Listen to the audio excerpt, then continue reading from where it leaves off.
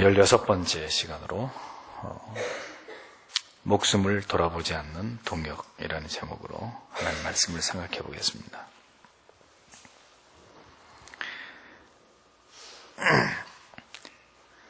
우리는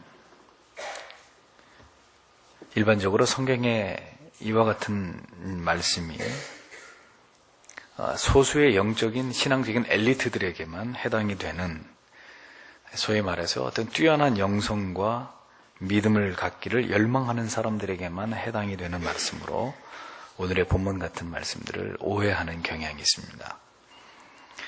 도대체 우리 보고 어떻게 바울처럼 살라는 이야기냐, 우리 보고 어떻게 에바브로디도가 되라는 이야기냐, 저런 삶은 목사나 혹은 목사가 되겠다는 사람들의 삶의 얘기지 우리 같은 평범한 성도들에게는 해당이 되지 않는 말씀이다, 이렇게 하나님의 말씀으로부터 내 자신을 비껴 세워보려고 하는 이런 마음들을 품게 됩니다. 그런데 왜 그런 생각이 들까요? 사랑에 빠진 사람을 보고 나는 저 사람처럼 저렇게 미친 듯이 사랑하지 않을 거야, 이렇게 말하는 사람은 사랑에 빠져본 적이 없는 사람이죠. 사랑에 빠져본 적이 있는 사람은 사랑을 위해서 자기 목숨까지도 내어놓으려고 하는 사람의 심정을 충분히 헤아릴 수 있습니다. 하나님을 깊이 사랑해 본 적이 없으면 하나님을 깊이 사랑함으로 하나님 앞에 드리려고 하는 헌신, 충성, 사랑, 그것을 볼 때 나도 저렇게 열렬히 사랑하고 충성하고 헌신해야지, 그런 마음이 드는 것이 당연하지, 저건 저 사람의 이야기지 나는 저렇게 하지 않을 거야, 할 수 없다는 것입니다. 왜 주님의 삶이나 사도 바울의 가르침이나 성경의 신구약에 등장하는 수없이 많은 인물들을 우리가 하나님의 말씀 속에서 만나면서 그들이 보여주는 삶과 우리 자신의 삶이 이토록 거리감이 느껴지고 그들의 삶이 내게 이질감으로 다가오는 이유가 도대체 무엇이냐? 그것은, 신앙은, 신자가 이 세상에서 보여줄 수 있는 삶은 그가 체험한 하나님에 대한 인격적인 경험의 깊이와 정비례하기 때문입니다.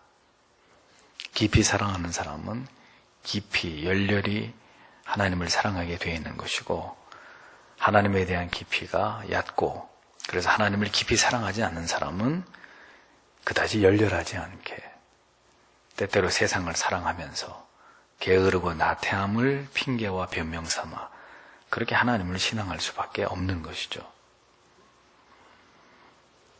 예수를 믿고 난 이후에 그 사람의 믿음이 기도와 말씀 속에서 지속적으로 성장해 나간다면 그의 삶은 반드시 어느 순간부터 주님만을 위해서 살고자 하는 열정으로 지배당하게 되어 있습니다. 왜냐하면 하나님의 말씀을 통한 깨달은 풍성한 진리가 그 성령의 깨닫게 하심과 그 성령이 우리에게 주시는 감화와 감동이 그렇게 살지 않고는 견딜 수 없도록 우리를 변화시켜 가기 때문입니다. 주님 앞에서, 주님을 위해서, 주의 뜻을 위해서 초가 자기 몸을 태우면서 불꽃을 발하는 것처럼 주를 위해서 그렇게 사는 것이 아니고서는 사는 것이 아니라고 여겨지도록 내 안에 풍성하게 채워지는 하나님의 은혜와 진리의 깨달음과 성령의 역사가 나를 자연스럽게 그렇게 사라지지 않고는 견딜 수 없도록 이끌어간다는 말입니다. 그렇게 되면 자연히 그의 삶에서는 복음의 향기가 진동하게 되는 것이고, 자신의 모든 삶을 들여서라도 주님을 기쁘시게 하고자 하는 그런 정서와 마음과 감정의 상태로 충만해지는 것은 결코 이상한 일이 아닌 거죠. 그러니 하나님을 사랑하지도 않고 하나님을 깊이 체험한 적도 없고 진리의 말씀을 통해서 깊이 하나님의 뜻을 이해해 본 적도 없는 사람에게 주님을 위해 사세요, 주님을 닮아가세요, 베푸세요, 나누세요, 섬기세요, 희생하세요, 이런 이야기들을, 이런 도덕적 훈화들을 앵무새처럼 쏟아놓게 되면은 어떤 문제가 벌어질까요? 그렇게 살려고 얼마 동안에는 노력할 수 있습니다. 내 안에 그런 게 없지만 그렇게 살라고 계속 요청받으니까 그래 한번 그렇게 살아봐야지 하고 그렇게 살려고 노력은 당분간 할 수 있을지는 모르겠지만 원초적으로 하나님을 만난 적이 없고 그 사랑을 체험한 적이 없는 사람은 다시 본래의 그런 것들이 없는 상태로 다시 빠르게 돌아가게 되어 있습니다. 흉내내는 거 하루 이틀이에요. 거룩한 척, 신실한 척, 믿음이 깊은 척, 하나님을 뜨겁게 사랑하는 척, 열심히 봉사하는 척. 길어야 몇 달이고 길어야 1년이란 말이에요. 목사 딸하고 결혼하려고 새벽기도, 수요예배, 금요기도에 안 빠지고 열심히 교회를 다녀가지고 결국 목사 딸하고 결혼을 했습니다. 그리고 나서 이제 그 다음부터 교회 안 나가는 거예요. 그래서 아니 당신 왜 그러냐고. 그걸 몰라서 물어? 너하고 결혼하려고 그랬지. 그럴 수도 있는, 그런 일이 일어날 수도 있는 것이 신앙이란 말, 신앙 아닌 신앙이란 말이죠. 그래서 그런 것들로 우리의 신앙을 포장할 수 없습니다. 내 안에 없는 것으로, 그저 들어서 아는 것으로 내가 아닌 나를 만들어낼 수 없고 내가 아닌 나의 모습을 계속해서 지속적으로 지켜갈 수는 없는 거예요. 결국 없는 건 없는 거고 있는 거는 있는 것이죠. 체험한 건 체험한 거고 체험하지 못한 건 체험하지 못한 것일 뿐입니다. 없는 사람이 있는 척 하는 것만큼 비참해 보이는 게 없어요. 알고 보면. 배우지 않은 사람이 배운 척 하는 것만큼 그게 나중에 드러났을 때 수치스러운 일이 없단 말이에요. 그거 이상으로. 예수 믿는 것도 마찬가지예요.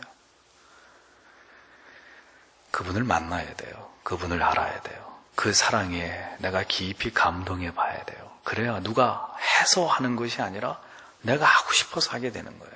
하지 않으면 내가 그 사랑에 빚진 마음으로 오늘도 편안히 눈을 감고 잠을 잘 수 없기 때문에 오늘도 내 주님 앞에 나아가야지. 그리고 금요일이고 수요일이고 새벽이고 하나님 앞에 나오게 되는 거예요. 문제는 진리를 경험하지도 않았고 깊이 깨닫거나 감격해 본 적도 없이 경건에 대한 훈련과 어떤 노력의 부재의 결과로 그의 삶 가운데 찌들어 있는 신앙의 형식주의적인 모습, 그저 습관을 쫓아서 드리는 모든 종교적인 행위에만 익숙해져 있는 그런 성도들 앞에서 신앙 안에서 열렬함을 가지세요. 뜨거움을 가지세요. 이 사람처럼 사세요. 이렇게 말하는 것들은 소규의 경일기밖에 안 되는 것이라는 겁니다. 신앙은 그렇게 해서 되어질 수 있는 문제가 아니라는 거죠. 자주 말씀드립니다만, 그러므로 이미 구원받은 하나님의 자녀들이 추구하면서 살아가야 될 본질적인 신앙의 핵심은 날마다의 삶 속에서 하나님과 동행하면서 나를 쳐서 복종시킴으로써 말씀 속에서 혹은 깊은 기도 속에서 하나님의 마음을 깨닫고 경험하고 그 하나님의 마음에 감동하고 감격해하는 그런 삶이 성도에게 반드시 필요한 것입니다. 그렇게 되지 않으면 나중에는 다 그 우리의 공력이 불에 태워질 때 다 태워져 버리고 남아있는 것이 아무것도 없는 비참한 현실을 맞이하게 되는 거예요. 하나님은 우리의 껍데기를 원하지 않아요. 우리의 형식을 원하지 않아요. 주신 말씀을 가슴에 부여잡고 그렇게 살고자 삶 속에서 투쟁하면서 쓰러지더라도 또 일어서서 약속의 말씀 붙잡고 주님 닮아가고자 하는 거룩한 몸부림을 잃어버려서는 안 되는 것입니다. 우리는 빌립보서 이 강의를 통해서 진실로 하나님을 간절한 마음으로 혼신을 다해서 섬겨드렸던 바울과 그리고 그의 진실된 동역자들을 만나게 됩니다. 어떻게 저렇게 하나님을 섬기고 어떻게 주의 종을 사도를 도와서 영혼을 섬기는 저런 탁월한 신앙의 삶을 살 수 있을까? 성경의 이 말씀을 들으시면서 이걸 구경만 하시면 안 돼요. 이 가운데로 뛰어들어오셔서 하나님, 나도 저렇게 하나님을 위해서 충성하고 헌신하고 동역하는 자가 되기를 원합니다. 하나님, 내 인생이 하나님 앞에 그렇게 남은 내 인생이 기여되고 나는 그렇게 쓰임받기 원합니다. 그리고 그것을 방해하는 것이라면 어떤 것이라도 저는 용납하지 않을 것입니다. 이런 믿음을 가지고 하나님께로 이게 돌격해 들어가야 되는 거예요. 하나님께로 달려가는 그런 믿음이 우리에게 필요한 것입니다. 바울은 우리에게 지난주에 디모데에 이어서 자신의 또 한 명의 아주 신실한 동역자 한 사람을 소개해주고 있습니다. 바로 빌립보 교회에 존경받는 평신도 지도자 에바브로디도였습니다. 25절에 그는 나의 형제여 함께 수고하고 함께 군사된 점에 나를 돕는 자다, 이렇게 소개를 하고 있습니다. 오랫동안 이 교회를 섬기면서 성도님들과 주의 일을 감당하신 그런 목사님들을 보면, 그런 목사님들이 사석에서 이야기를 나눌 때 이렇게 들어보면 그런 목사님들에게 꼭 귀한 동역자들이 두세 사람이 있다는 이야기들을 종종 듣게 됩니다. 그분들의 말씀들이 그래요. 우리 교회는 나보다 더, 이 목사보다도 더 목사 같은 우리 교회는 그런 성도님들이 있습니다. 그런 성도님들을 볼 때마다 하나님 앞에 내 자신이 목사이면서도 그들 앞에 설 때마다 목사인 내 자신이 정말 부끄러울 때가 있습니다. 이렇게까지 말씀하시면서 목사님들이 자기 교회 성도 가운데 한두 분 혹은 두세 분 그렇게 칭찬하고 입이 마르도록 그런 성도님들의 이야기를 하시는 이야기들을 종종 대선배 목사님들하고 이야기를 나누다 보면 자기 교회 성도들을 자랑하시는 그런 말씀을 듣습니다. 그런 걸 보면 하나님을 뜨겁게 사랑하는 사람은 그 목사면 어떻고 목사가 아니면 어떻고, 장로님이면 어떻고 장로님이 아니면 어떻고, 권사님이면 어떻고 권사님이 아니면 어떻고, 이런 건 별로 중요한 게 아닌 거죠. 목사든 그냥 성도든 그런 게 중요하지 않고 그냥 진실되고 성실하게 하나님 앞에서 하나님 사랑하고 경건하게 하나님 앞에서 살아가는 그런 모습 속에서 큰 공통점들이 있더라는 겁니다. 목사라도 그렇지 않은 사람이 있고 평신도라도 목사 이상으로 혹은 목사와 버금가리만큼 하나님을, 교회를, 성도를 뜨겁게 사랑하는 사람이 있고, 그게 신앙 안에서 벌어지는, 교회 안에서 흔히 볼 수 있어야 되는 그런 그림들인 거죠. 어떤 교회가 훌륭한 교회냐? 제가 볼 때는요, 목사하고 성도하고 거의 구별이 되지 않는 교회예요. 그런데 성도님들 전부가 그럴 수는 없어요. 그런 교회는 어디도 없어요. 모든 성도들이 그 교회 목사님처럼 그렇게 주님을 섬기는 교회 어디 있으면 저한테 얘기해 보십시오. 그런 교회는 없어요. 없다 하더라도, 교회 전체가 그렇게 하진 못하더라도 정말 영적으로 깨어있는 교회, 힘 있는 교회, 건강한 교회, 하나님이 기뻐하시는 교회에는 어떤 분이 목사인지 잘 구별이 되지 않을 정도로 그만큼 교회를 위해서 누구보다 열심히 기도하고 누구보다 열심히 헌신하고 충성하는 많은 성도님들이 그 교회를 든든히 섬기고 있더라는 겁니다. 성도들이 다 목사 같은 교회가 진정으로 주님께서 기뻐하시는 교회입니다. 모두가 목사처럼 교회를 사랑하고, 목사처럼 영혼들을 사랑하고 섬기고, 목사처럼 하나님의 말씀을 간절한 마음으로 가르치고 나누는 그런 성도들이 가득한 교회가 진정으로 주님께서 꿈꾸시는 교회입니다. 에바브로디도는 바울에게 있어서 그 자신과 버금가는, 사도인 바울과 버금가는 주님의 나라를 위한, 교회를 위한, 성도들을 위한 사역자요 동역자였습니다. 그래서 바울은 빌립보 교회 성도들에게 에바브로디도를 소개하기를 무려 5가지의 표현을 담아서 그를 소개하고 있습니다. 첫째, 나의 형제, 함께 수고하는 자, 함께 군사된 자, 너희의 사자, 나의 쓸 것을 돕는 자. 무려 에바브로디도를 빌립보 교회에게 소개하는데 그냥 한마디로 그는 나의 동역자입니다. 이렇게 말하기에는 에바브로디도가 감당하고 있는 하나님의 나라의 일들, 그가 감당하고 있는 사명, 그의 중요성, 그의 영적 비중이 너무너무 컸기 때문에 5가지의 표현으로 앞에 디모데보다 어떤 면에서 더 많은 표현들을 담아서 지금 내가 당신들에게 천고하고 있는 이 인물은 내게 있어서 주님의 나라를 위해서 이런 스펙을 가지고 있는 사람입니다. 이렇게 얘기를 하는 거예요. 그리스도의 동역자, 하나님의 나라를 위한 동역자가 어떤 자이어야 되느냐, 5가지를 얘기합니다. 첫째는 형제, 아델폰이란 말이에요. 형제, 뭐 두말할 나위가 없죠. 피와 살이 섞여 있는 그런 사이입니다. 피와 살이 실제로 에바브로디도하고 바울이 섞이지 않았는데도 아델폰, 형제라고 말합니다. 아주 친밀하고 아주 가까운 인격적인 관계. 형제가 남하고 왜 틀려요? 형제하고 남하고 다른 건 뭡니까? 다른 사람은 나를 위해서 피 한 방울 줄 수 없어도 형은 동생을 위해서, 동생은 형을 위해서 자기의 피와 살을 줄 수 있습니다. 남은 얼굴만 봐도, 눈빛만 봐도, 말 한마디 들어도 저 사람이 누군지 알 길이 없지만 형과 동생 사이는 눈빛만 봐도 아, 형이 기분이 어떻다, 언니가 기분이 어떻다, 내 동생이 지금 기분이 어떻다, 금방 알 수 있습니다. 친밀하다는 얘기죠. 유기적 관계라는 겁니다. 바울에게 있어서 에바브로디도는 그런 자였습니다. 그리스도께서 보실 때 적어도 에바브로디도는 그리스도와 형제와 다름없는 그런 자였단 말이죠. 함께 수고하는 쉬네르곤이란, 수고하는 쉬네르곤, 함께 같이 일하고 수고하는 사람입니다. 짐을 나는 많이 짊어지고 이 사람은 빈손으로 가고, 그거는 함께 일하는 사람이 아니에요. 노가다판에서도 규칙이 있습니다. 또 같이 짐을 지는 거예요. 내가 벽돌 10개 나갔으면 너도 10개 나가고, 똑같이 일을 나눠서 어느 한 사람도 더 힘들지 않도록, 세 사람이 하루 종일 해야 될 일을 세 사람이 똑같이 나누어서 각자 자기에게 맡겨진, 그래야 내 옆에 있는 사람이 나 때문에 더 힘들어지지 않으니까 동일한 분량의 짐을 지고 함께 그걸 감당해내는 거예요. 함께. 그날 그 사람이 빠져버리면 그 사람이 하루 종일 일해야 될 몫까지 다른 사람이 다 해야 되잖아요. 그건 함께 수고하는 사람이 아니에요.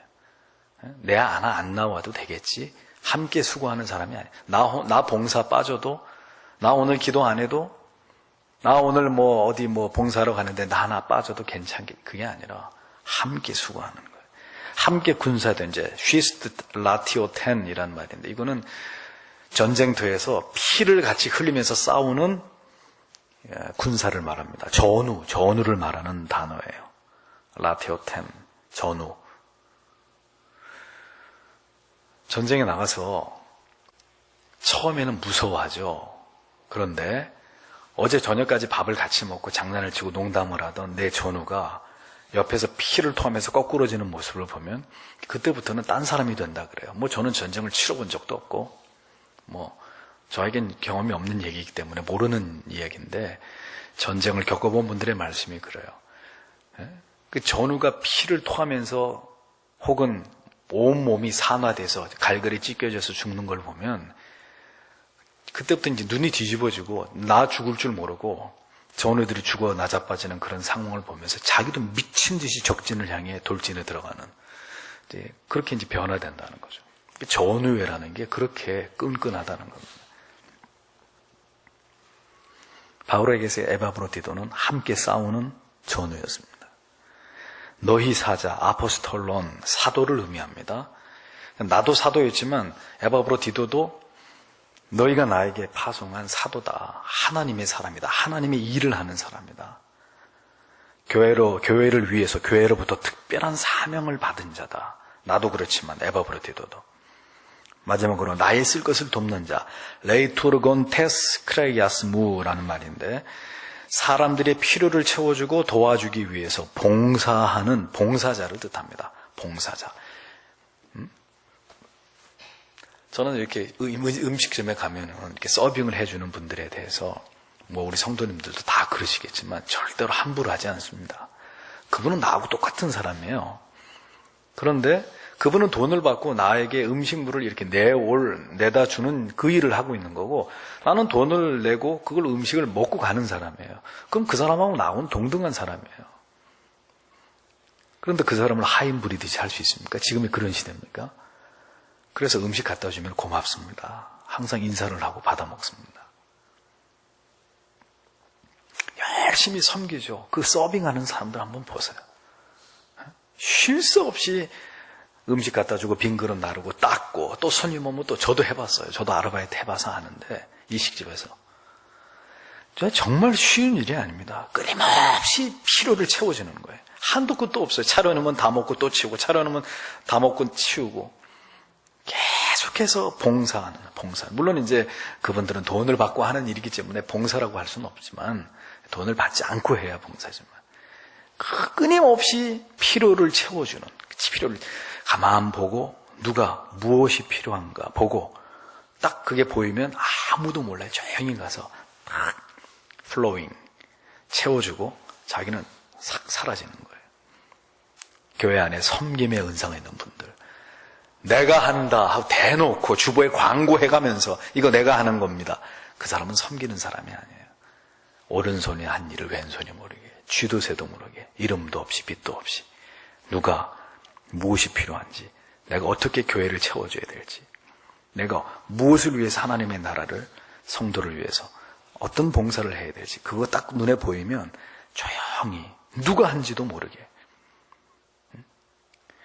그런 봉사자였단 말입니다. 누가요? 에바브로디도가. 바울은 이 5가지 수식어를 가지고 에바브로디도가 이런 사람이다 하고 빌립보 교회에다 청구를 하고 있습니다.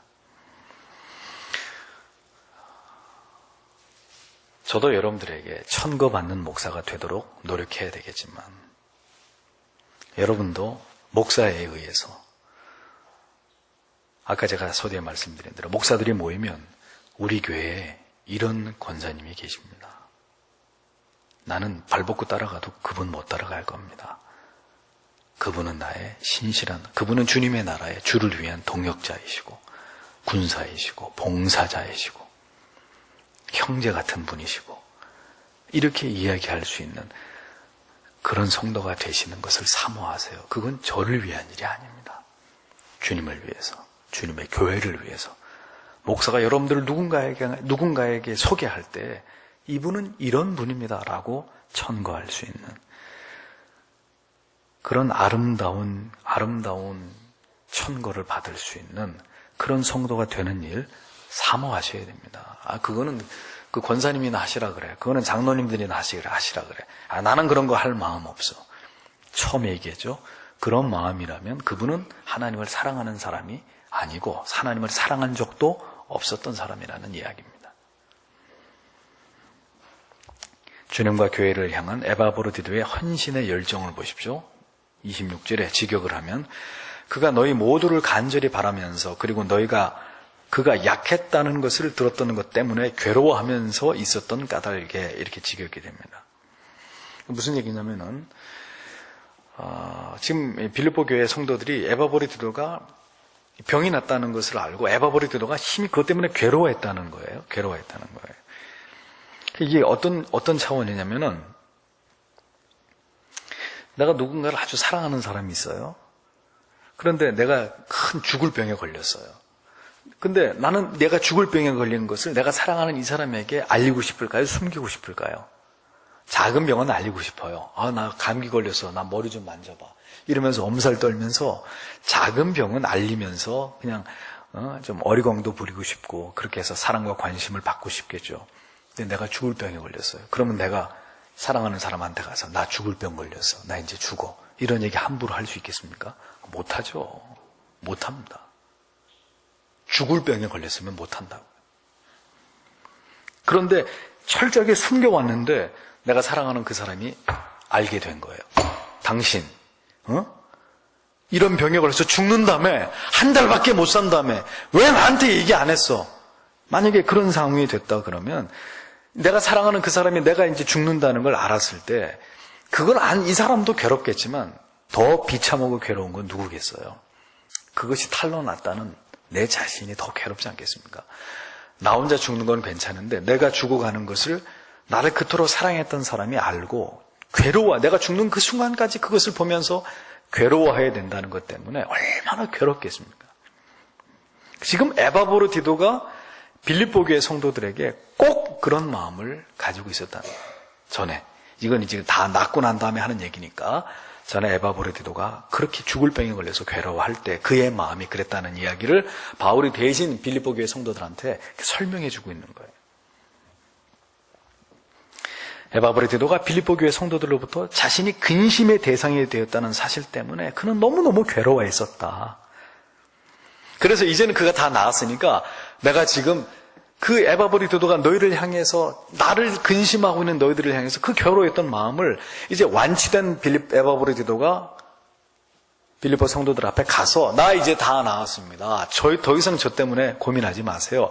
라고 말하게 해주기 위해서라도 내가 그를 너희에게 지금 보낸다. 이렇게 얘기하고 있는 거죠.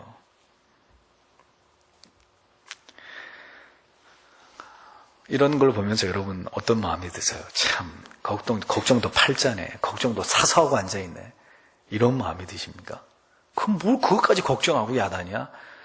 지만 열심히 치료받아가지고 나으면 다행이지. 그런 마음이 드십니까? 아니죠.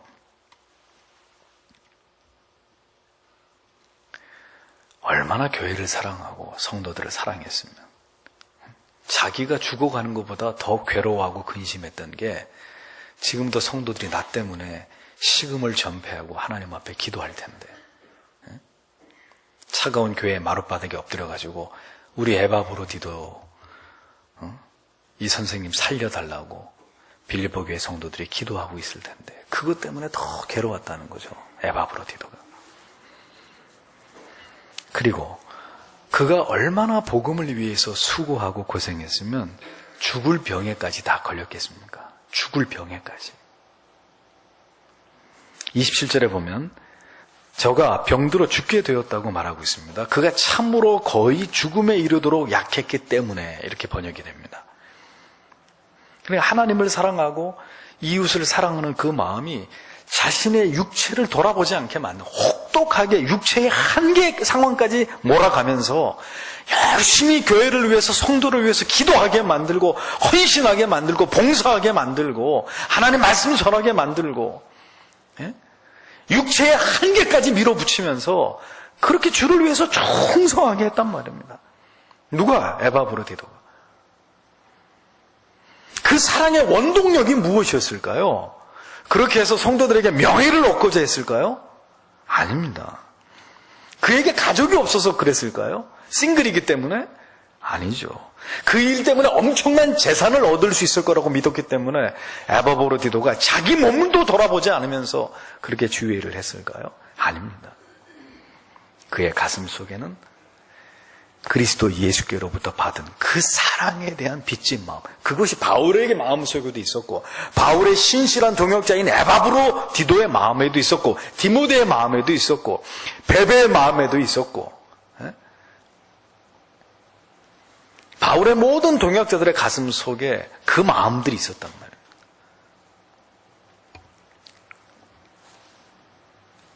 그 마음이 그를 지배하고 그의 삶을 다스리고 온통 그의 삶 전체가 주님께 받은 사랑의 빚진 마음으로 유지되고 있었기 때문에 그는 그런 삶을 살아갈 수 있었던 것입니다. 여러분 종교개혁가들 치고 50을 넘겨서 산 사람이 몇 안 돼요. 아주 탁월한 신학자들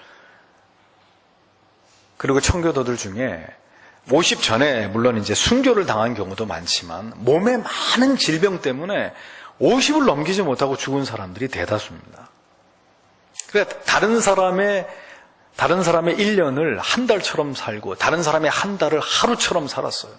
존 오웬 같은 사람은 10대 때부터 하루에 5시간 이상을 자지를 않았습니다. 거의 밤을 새다시피 하면서 연구하고 나중에 존 오웬이 그런 얘기를 하죠. 내가 조금만 더 젊은 날 내 육신을 잘 돌봤더라면 내가 주를 하나님의 나라를 위해서 더 많은 일을 했을 텐데 그게 너무 안타깝다는 그런 얘기를 해요. 나중에 비로소 자기 건강을 너무너무 해쳤다는 거에 대해서 자책하면서 내가 조금만 젊었을 때 잠을 좀 많이 자고 건강을 지켰더라도 더 많은 하나님의 일을 하고 갔을 텐데 이미 그는 많은 하나님의 일을 해놓고도 그런 얘기를 했습니다.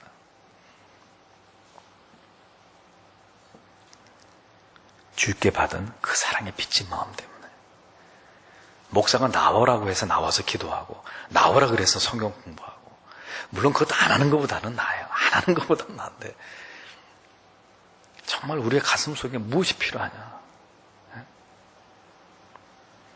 하나님을 사랑하되 뜨겁게 사랑하지 않고 주님을 닮아가기를 원하지만 간절하게 주님을 닮기를 삶 속에서 실천하지 않는다면 이런 에바브로디도의 헌신적인 그런 사랑의 모습, 그래서 그의 몸에 병까지 얻을 정도로 그가 주의 나라를 위해서 희생한 이런 것들은 우리에게 낯설게만 여겨지는 거예요. 누가 지보고 그러라 그랬어? 왜 지가 그렇게 해놓고 아프고 죽는다 그러고 야단이야? 이렇게 말할 수 없는 거죠. 27절에 하나님이 저를 그리고 바울을 긍휼히 여기어서 그를 낫게 하심을 바울이 찬양을 하고 있습니다. 27절에 보면 저가 병들어 죽게 되었으나 하나님이 저를 긍휼히 여기셨고 저뿐 아니라 또 나를 긍휼히 여기사 내 근심이여 근심을 면하게 하셨느니라 낫게 해주셨다는 거죠. 그런데 여기서 주목해 봐야 될 표현은 왜 바울은 자신까지도 하나님이 긍휼히 여기셨다고 말하고 있느냐라는 겁니다. 그것은 동역자 에바브로디도를 향한 바울의 사랑이 얼마나 극진했는지를 보여주는 단면이요. 사랑하는 동역자의 죽어가는 모습을 보면서 바울이 얼마나 괴로워하면서 하나님 앞에 간절히 기도했겠습니까? 얼마나 수없이 많은 날 하나님 앞에 울부짖으면서 그를 살려달라고. 그런 하나님의 나라를 위해서 없어서는 안 될 내 동역자이기 때문에 그를 하나님 반드시 살려주셔야 된다고. 그를 데려갔을 때 빌립보 교회 성도들이 얼마나 낙심하고 마음을 끓이면서 아파하겠냐고. 하나님 반드시 그만은 살려주셔야 된다고. 얼마나 눈물 흘리면서 기도를 했겠어요. 그러므로 하나님이 에바브로디도와 그리고 자신을 긍휼히 여기서 그 바울의 근심을 하나님이 덜어주셨다라고 그는 고백하고 있는 것입니다. 사랑하는 성도 여러분, 누가 동역자인 줄 아세요? 서로를 위해서 흘리는 눈물이 있어야 그 사람이 동역자예요. 서로를 위해서 흘리는 눈물이 있어요. 나는 그 때문에 울고 그는 나 때문에 울고. 그 사람이 형제고 그 사람이 가족이에요. 서로를 위해 흘리는 눈물과 기도가 없는 교제, 지체, 그거는 교제와 지체가 아닙니다. 그것은 기만과 가식일 뿐이에요. 위선일 뿐이에요. 여러분 중보기도 그런 표현 자꾸 하시는데 중보기도가 어디 있습니까? 중보기도는 예수님만 하시는 기도가 중보기도죠. 왜 그런 줄 아세요? 예수님은 자기의 몸을 우리를 위해서 내어주셨잖아요. 그러면 여러분들이 중보기도를 하려고 그러면 어떻게 해야 되느냐? 암 걸린 사람이 있어요. 그럼 어떻게 기도해야 되는 줄 아세요? 여러분 정말 중보기도 하려면 하나님 그 암덩어리인데 여기다 심어주시고 이 사람 살려주세요. 이렇게 기도해야 중보기도예요. 근데 그렇게 하시겠어요? 그러니까 중보기도는 우리가 할 수 있는 기도가 아니에요. 우리는 그저 도고 하나님 그를 불쌍히 여겨주세요. 주의 뜻이면 그를 낫게 해주세요. 그래서 중보기도는 말을 쓸 수 없는 겁니다. 하나님 이 암덩어리 내 몸속에다가 넣어주시고 이 사람 낫게 해주세요. 그렇게 해야 중보기도예요. 그러니 그 기도는 주님밖에 하실 수 없고 주님만이 중보자가 되시는 거예요. 누가 감히 우리를 중보합니까? 그런데 이렇게 서로를 위해 흘리는 눈물, 진심으로 염려하고 걱정해주는, 정말 이 사람 암덩어리 나한테 죽어 차라리 내가 죽더라도 그만은 하나님 살려주세요. 나는 이거 고깃덩어리 이거 주를 위해서 쓰임받지도 못하고, 그러니까 나는 빨리 죽어도 괜찮지만 하나님 그는 하나님의 나라를 위해서 없어서는 안 될 사람이에요. 하나님 아시잖아요. 누구보다도 열심히 기도하고 누구보다도 열심히 성도들을 사랑하고 섬기는 이 사람 살려주시고 나를 데려갔어요. 하나님의 나라에 아무 쓰잘데기 없는 나. 여러분 그런 기도 해보셨어요? 서로를 위해서 진심으로 염려해주고 걱정해주는 그런 바울과 에바브로디도의 그 사이의 관계를 보십시오. 목회자와 그를 돕는 동역자 그리고 교회와 성도가 오늘 성경 말씀을 이렇게 묵상해 보면 이거는 가족 이상이에요. 그렇죠? 피와 살을 나눈 형제 그 이상을 보여주는 거예요. 얼마나 아름다운 모습입니까? 바울은 이제 병이 완쾌된 에바브로디도를 빌립보 교인들에게 급히 보낸다고 말합니다. 28절에 직역을 하면 그러므로 더욱 급히 내가 그를 보냈다. 너희가 그를 보고 나서 다시 너희가 기뻐하게 되고 나 또한 슬픔이 덜하게 되도록, 이런 뜻입니다. 빌립보 교인들과 에바브로디도 간의 기쁨의 재회를 바울이 설레이는 마음으로 기다리고 있었다는 거예요. 나는 너희들이 급히 속히 빨리 만났으면 좋겠다. 너희들은 그렇게 고민하고 기도했던 에바브로디도가 건강해졌다는 걸 확인하고, 에바브로디도는 너희 자신을 위해서 그렇게 기도하면서 마음 졸여주었던 너희들을 바라보면서 내 동역자 에바브로디도는 기뻐하고, 그래서 너희들이 함께 서로를 끌어안고 감격적인 기쁨과 감사를 나누는 그런 모습을 나는 보고 싶다. 여기는 어디에도 바울의 질투의 감정이라고 하는 것은 찾아볼래야 찾아볼 수가 없습니다. 에바브로디도에 대한 눈꽃만큼의 질투의 감정이 나타나 있지 않습니다. 사랑하는 동역자의 회복에 대해서 온 성도가 그 기쁨을 함께하면서 기뻐하는 성도들과 함께 에바브로디도를 위로하고 그를 극진히 영접하라고까지 당부합니다. 29절에. 이러므로 너희가 주 안에서 모든 기쁨으로 저를 영접하고 너희가 기뻐할 수 있는 모든 걸 동원해서 기뻐하고 또 이와 같은 자들을 존귀히 여기라. 너희가 대우할 수 있는 한 최대한의 대우로 에바브로디도를 존귀히 여겨주라. 그를 극진히 대접해주라. 너무너무 아름다운 모습입니다. 너무나 사랑스러운 모습이에요. 서로 염려해주고 근심해주고 기도해주고 병이 나았을 때는 자기 일처럼 기뻐해주고, 오늘 우리 안에 꼭 이루어져야 될 귀한 그림입니다. 30절에 바울은 아마 이 마지막 말씀을 기록하면서 눈물을 글썽이는지 몰라요.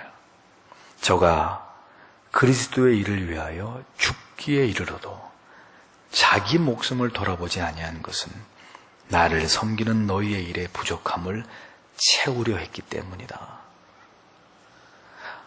사도 바울의 기억 속 에바브로디도는 어떤 사람이었느냐. 30절의 마지막 이 한 절이 그 모든 것을 대변해 줍니다. 저가 그리스도를 위하여 죽기에 이르러도 자기의 목숨을 돌아보지 않은 그 이유가 뭐냐. 나 혼자는 다 할 수 없는 그 일을 도와서 나의 부족함을 그가 채워주려고 했기 때문이다. 성경에 바울이 울었다는 말씀은 없지만 저는 분명히 이 글을 쓰면서 바울이 눈물을 흘렸을 거라고 믿습니다.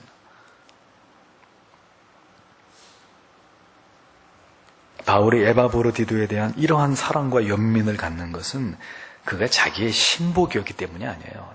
바울이 죽어 그러면 죽는 신용하는 그런 바울의 꼬봉이었기 때문이 아닙니다. 바울은 자기 사람 따위를 만드는 그런 무익한 종이 결코 아니었을 것입니다.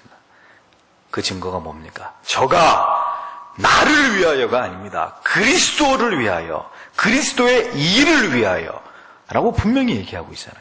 그리스도의 일을 위하여, 주님의 일을 위해서, 교회를 위해서, 교회의 영적인 재건과 부흥을 위해서, 비가 오나 눈이 오나 천둥이 치나 바람이 부나 하나님 앞에 나와 기도하고 또 섬기고 봉사하고 자기가 가진 모든 것을 들여서 주님의 뜻이 이루어지기를, 자기의 목숨까지도 내어놓고 내가 죽는 한이 있더라도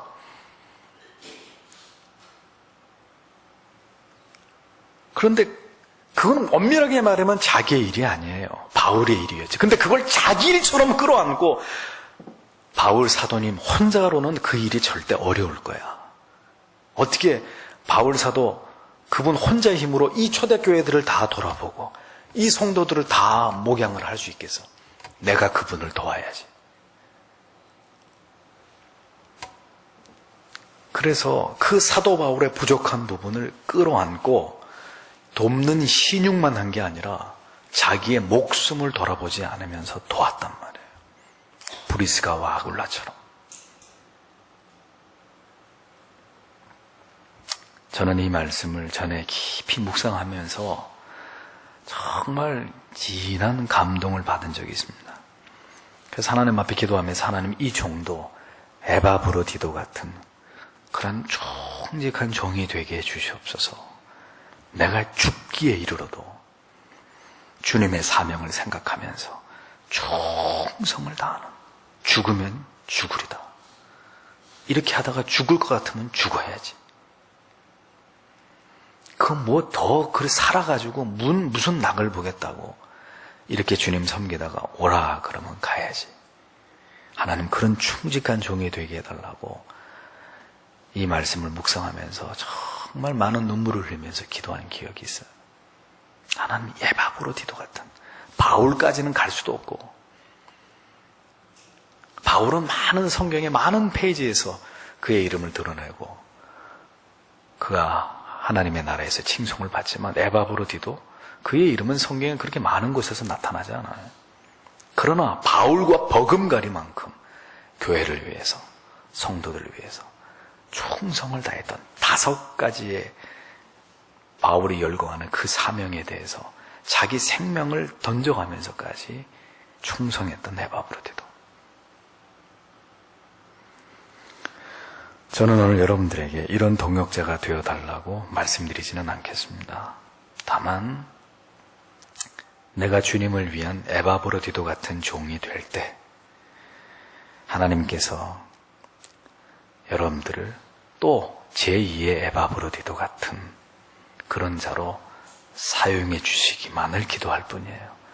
내가 먼저 에바브로디도처럼 섬기고 내가 그렇게 섬기면 하나님이 나를 불쌍히 여겨서 바울이 그 마음으로 초대교회와 성도들을 섬기니 하나님이 에바브로디도 같은 동역자를 붙여주시고 브리스길라와 아굴라 같은 동역자, 디모데 같은 동역자, 로마서 마지막 장에 나오는 구구절절히 바울이 그리워하는 동역자들을 하나님이 계속해서 붙여주신 것처럼 여러분 저에게 그런 동역자 되어주십시오. 그건 하나님이 하실 거고 저는 그거보다 더 급한 기도는 하나님 제가 이 못난 종이, 이 무익한 종이 내가 주님을 위해서 에바브로디도 같은 동역자가 되게 해주시옵소서. 그게 제 기도 제목입니다. 사랑하는 회원교회 모든 성도 여러분, 목사와 더불어서 함께 주님의 나라를 위해서 에바브로디도 같이 성경이 다시 쓰여진다면 그 에바브로디도의 이름에 우리의 이름이 들어갈 수 있도록 한번 주를 위해서, 주님의 몸된 교회를 위해서 충성을 다하시는 은혜의 종들이 다 되시기를 주님의 이름으로 축복합니다. 기도하겠습니다.